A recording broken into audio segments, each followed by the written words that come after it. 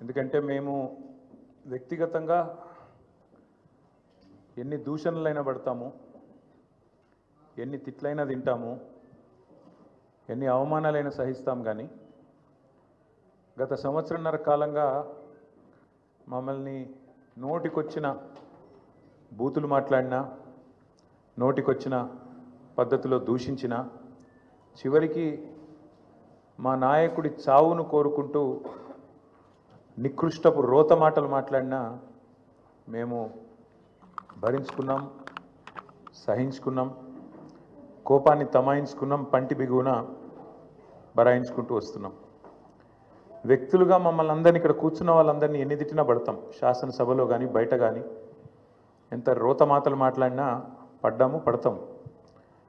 కానీ వేల మంది త్యాగాలతో, దశాబ్దాల పోరాటాల ఫలితంగా,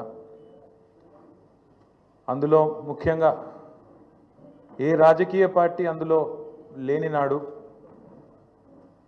ఆనాడు టీఎన్జీఓలు ఆమోస్ గారి నేతృత్వంలో, ఇంకా అంతకంటే ముందు బుద్ధిజీవుల నేతృత్వంలో రాజకీయ నాయకులు కనీసం ఆనాడు మేలుకోకముందే మేలుకొని విద్యార్థులు, ఉద్యోగ సంఘాల నాయకులు పోరాటానికి శ్రీకారం చుట్టి అల్టిమేట్గా కేసీఆర్ గారి నాయకత్వంలో అమరుల త్యాగాల ఫలితంగా ప్రజల ఆశీర్వాదంతో సాధించిన తెలంగాణ రాష్ట్రాన్ని అవమానించే విధంగా, ఈ రాష్ట్ర భవిష్యత్తుకు ఒక శాపం పెట్టే విధంగా నిన్న ముఖ్యమంత్రి రేవంత్ రెడ్డి మాట్లాడిన దారుణమైన మాటలు ఏవైతున్నాయో అని చూసిన తర్వాత ఆరోగ్యం బాగాలేకపోయినా, ఇంకోటి బాగాలేకపోయినా, ఏదేమైనా సరే ఖచ్చితంగా నువ్వు పోవాల్సిందే, మాట్లాడాల్సిందే. పార్టీ తరఫున పార్టీగా మనం చెప్పాలి, మన వాదన పార్టీగా మనం చెప్పాలి తెలంగాణ ప్రజలకు కొన్ని వాస్తవాలు అని మా అధ్యక్షులు, తెలంగాణ తొలి ముఖ్యమంత్రి కేసీఆర్ గారి ఆదేశం మేరకు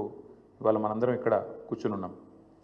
నిజంగా నిన్న రేవంత్ రెడ్డి గారు మాట్లాడిన మాటలు చూస్తే స్వతంత్ర భారతదేశ చరిత్రలోనే అత్యంత అసమర్థుడు, ఒక చేతగానివాడు, ఒక పనికిరాని దక్షత లేని పాలకుడు ఇంకొకరు లేరు ఈ దేశంలో అనేది మాత్రం తేలిపోయింది.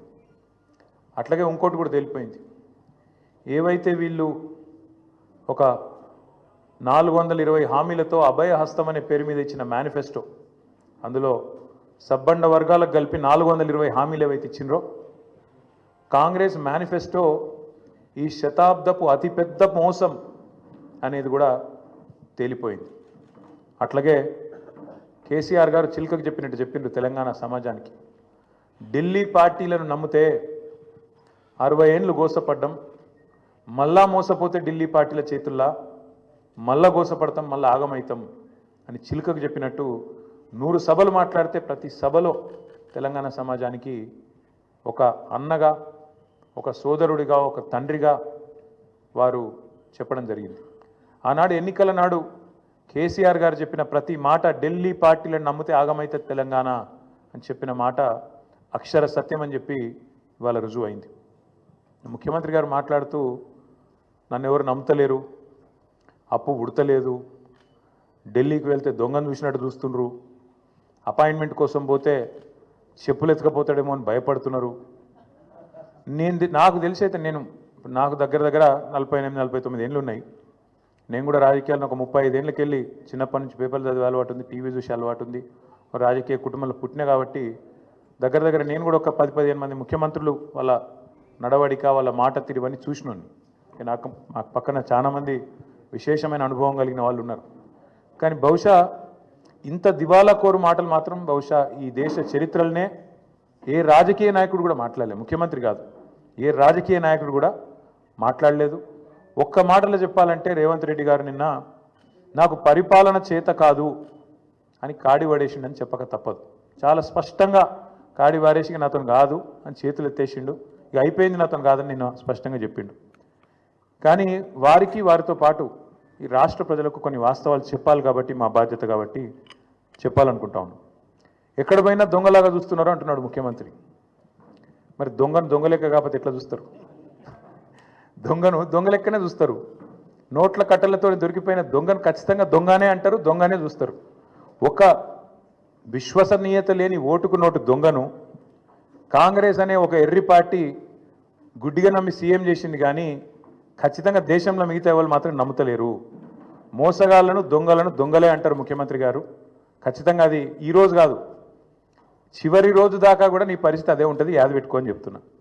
తప్పు చేసింది దొంగ చేతికి తాళాలు ఇచ్చి కాంగ్రెస్ పార్టీ రాహుల్ గాంధీ గారు. ఈరోజు మే 6, 2025 నేను మీ అందరు గుర్తు చేస్తున్నా, సరిగ్గా 3 సంవత్సరాల కిందట ఇదే రోజు మే 6, 2022 నాడు రాహుల్ గాంధీ గారు వరంగల్కి వచ్చినారు.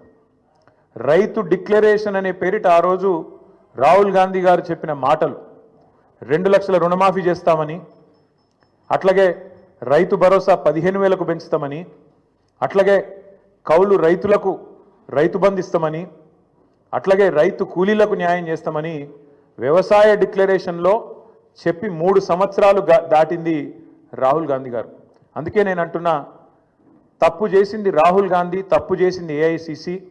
దొంగ చేతికి తాళం ఇచ్చి ఇవాళ తెలంగాణ చేతికి చిప్పవచ్చే పరిస్థితి చేసింది ఖచ్చితంగా ఆల్ ఇండియా కాంగ్రెస్ కమిటీ, ముఖ్యంగా దానికి బాధ్యుడు లీడర్ ఆఫ్ ఆపోజిషన్గా ఉన్న రాహుల్ గాంధీ గారు అని చెప్పి నేను చెప్తా ఉన్నాను. అట్లాగే ఇవాళ ఎందుకు ఈ మాటలు, ఎందుకు ఈ ఫ్రస్ట్రేషన్ అని చెప్పి ఇప్పుడు కొంతమంది మిత్రులు వారితో కలిసి మేము వస్తున్నప్పుడు ఇక్కడికి కమలాకర్ గారు, నేను మాట్లాడుకుంటూ వచ్చినాం, వెంకటరమణారెడ్డి గారు, అట్లాగే మా ప్రశాంత్ రెడ్డి గారు మాట్లాడుకుంటూ వస్తుంటే వారందరూ అన్నది మాట ఒకటే, అధికారంలోకి వస్తామని వాళ్ళు అనుకోలేదు, అడ్డగోలుగా హామీలు ఇచ్చిండ్రు, నోటికొచ్చిన చెత్తవాగుడంతా వాగినరు, ఎవరేం చెప్తుంది రాసుకుంటూ వేయినరు మేనిఫెస్టో అనుకుంటా. ఇవాళ ఏం చేయాలనో తెలుస్తలేదు, వచ్చినాక మొత్తం నాశనం చేసిండ్రు. అట్లాంటి పరిస్థితి వచ్చింది కాబట్టి ఇవాళ కేవలం తప్పించుకోవడానికి, కేవలం ప్రజలను ఇక మాతో కాదు తప్పించుకోవడానికి మార్గాలు వెతుకుతూ, దొంగతనం చేసినాక దొంగ పారిపోయేటప్పుడు ఎట్లయితే మార్గాలు వెతుకుతాడో ఆ పద్ధతుల్లో రేవంత్ రెడ్డి గారు ఇవాళ మాట్లాడుతున్నట్టుగా ఆయన ఫ్రస్ట్రేషన్ చూస్తుంటే కనబడతా ఉన్నది. ఎన్ని మాటలు చెప్పిండండి మన రాష్ట్ర ప్రభుత్వ ఉద్యోగులకి, ఎన్ని హామీలు ఇచ్చిండు. అసలు ఉద్యోగుల గురించి, ఉద్యోగుల త్యాగాల గురించి, ఉద్యోగులు తెలంగాణ కోసం చేసిన పని గురించి రేవంత్ రెడ్డికి కనీసం ఇసుమంతన తెలుసా? అసలు ఆనాడు కేసీఆర్ గారు నిరాహార దీక్షకు పోయిందే ఉద్యోగ గర్జన సభ నుంచి. ఉద్యోగుల విషయంలో ఆనాడు ఒకసారి ఫ్రీ జోన్ హైదరాబాద్ అనే ఒక తీర్పు వస్తే దాన్ని ఖచ్చితంగా తిరస్కరిస్తున్నది తెలంగాణ సమాజం అని చెప్పి తెలంగాణ ఎన్జిఓల త్యాగాన్ని గుర్తు చేస్తూ తెలంగాణ ఎన్జిఓ అనే సంఘాన్ని ఉమ్మడి ఆంధ్రప్రదేశ్లో కూడా అత్యద్భుతంగా నడిపిన ఉద్యోగ సంఘాల నాయకులకు మా స్వామి గౌడ్ గారు ఇక్కడే ఉన్నారు, మా శ్రీనివాస్ గౌడ్ గారు ఇక్కడే ఉన్నారు, పెద్దలు దేవిప్రసాద్ గారు ఉన్నారు, పాతూరి సుధాకర్ రెడ్డి గారు ఉన్నారు, ఇంకా ఉపాధ్యాయుల నుంచి వచ్చిన మా సోదరుడు రసమయ్య బాలకృష్ణ గారు ఉన్నారు. ఇట్లా ఎంతోమంది ఆనాడు ఉద్యమంలో కదం దొక్కితే వారి త్యాగ స్ఫూర్తితో అల్టిమేట్గా తెలంగాణ వచ్చింది. కాబట్టే కేసీఆర్ గారు దేశంలో ఎక్కడ లేనట్టు కేంద్ర ప్రభుత్వ ఉద్యోగుల కంటే ఎక్కువ ఉండాలి మన తెలంగాణ ఉద్యోగుల జీతాలని చెప్పి 73% ఫిట్మెంట్ ఇచ్చిండు. ఒక స్పెషల్ ఇంక్రిమెంట్ ఇచ్చిండు, తెలంగాణ ఇంక్రిమెంట్. ఎందుకు? ఒకటే కారణం, ఉద్యోగులు వేరు మేము వేరు కాదు, ఉద్యోగులే ఉద్యమకారులై కదం దొక్కిండ్రు, ఉద్యోగులే అత్యద్భుతంగా ఆనాడు పెన్ డౌన్ చేసిన సకల జనుల సమ్మెలో తమ ఉద్యోగాలు పోతాయనే ఇబ్బంది కూడా లేకుండా, ఆలోచన కూడా లేకుండా తెలంగాణ కోసం కొట్లాడిన ఆ సోదరుల్ని ఇవాళ అవమానించడం అంటే, వాళ్లకు మిగతా రాష్ట్రంలోని ప్రజలకు చిచ్చుపెట్టే ప్రయత్నం చేయడం అంటే, ఇది ఒక ఉద్యమ ద్రోహి అయిన రేవంత్ రెడ్డి మాత్రమే చేయగలుగుతాడు తప్ప ఇంకోటి చేయలేడు. ఎందుకంటే ఆయనకు అవగాహన లేదు. ఉద్యమంలో ఆనాడు భుజం భుజం కలిసి మాతో నడిచిన ఉద్యోగులను మేము కడుపులో పెట్టుకొని చూసుకున్నాం. ఎందుకంటే వాళ్ళది మాకు పేగు బంధం. అందుకే ఒక ఉద్యోగ సంఘాల నాయకుడు మంత్రి అయిండు, మరొక నాయకుడు కౌన్సిల్ చైర్మన్ అయిండు, ఇంకొక నాయకుడు బ్రహ్మాండంగా ఆనాడు కార్పొరేషన్ చైర్మన్ అయిండు, ఇంకొక నాయకుడు ఎమ్మెల్సీ అయిండు, ఇంకొక నాయకుడు ఎమ్మెల్యే అయిండు, చాలామంది ఇంకా చాలామంది పెద్ద పెద్ద హోదాల్లో ఆనాడు ప్రభుత్వంలో ఉన్నప్పుడు వారిని గౌరవించుకున్నది కేసీఆర్ ప్రభుత్వం.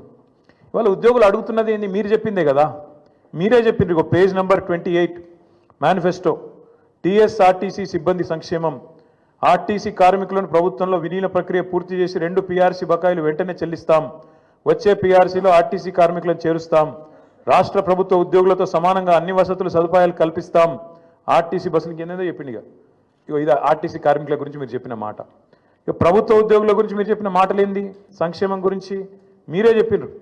రాష్ట్ర ప్రభుత్వ ఉద్యోగులందరికీ పెండింగ్లో ఉన్న 3 డిఏలు తక్షణమే చెల్లిస్తాం, రాష్ట్ర వ్యాప్తంగా ఉన్న ఉద్యోగ ఉపాధ్యాయులకు 1 తారీఖున వేతనాలు అందే విధంగా చర్య తీసుకుంటాం. సప్లిమెంటరీ బిల్లులు 15 రోజులు చెల్లిస్తాం. సిపిఎస్ విధానాన్ని రద్దు చేసి ఓపీఎస్ తెస్తాం.